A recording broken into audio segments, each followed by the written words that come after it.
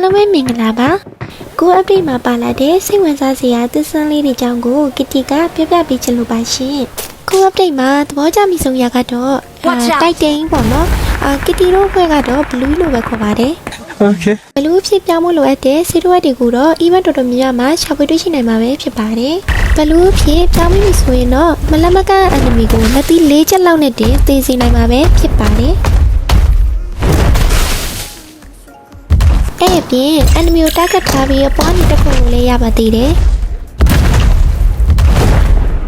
ကောင်မလေးရှိတဲ့ဘလူးတို့အတွက်လည်းအခုကောင်မလေးကိုပခုံးလေးပေါ်တင်ပြီးတော့သွားလျာကိုခေါ်သွားလို့ရပါသေးတယ်နော်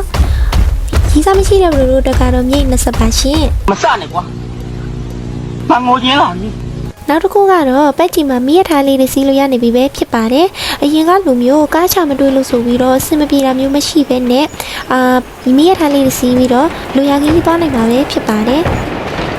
ဒါနဲ့မိရထားလေးတွေကလူရခီးကိုပဲလိုက်ပို့ပေးနိုင်ပါတယ်ရှင်ဘလူးတို့စီကထွက်သွားတဲ့သူမစီကိုတော့လိုက်မပို့ပေးနိုင်ပါဘူးเนาะဟုတ်မျက်လုံးကအကောင်ဝင်လို့ပြောနေတာအကောင်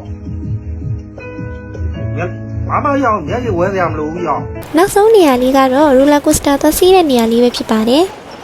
ကဲ roller coaster သွားစီးကြမယ်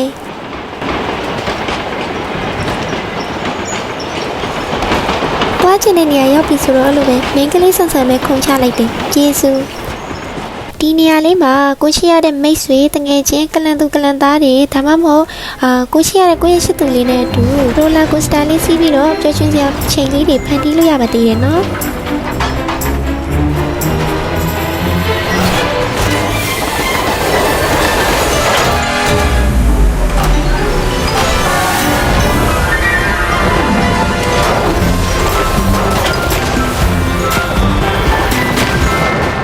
အဆုံးထိကြည့်မိတဲ့အတွက်ကျေးဇူးများတင်ပါတယ်ရှင်အခုကြည့်နေတဲ့ဘလူးလည်းလက်ရှိ upgrade တက်ကလေးမှာစောရတာစင်ပြေလားမပြေလား comment လေးမှာဝင်ရေးပေးခဲ့ကြအောင်နော်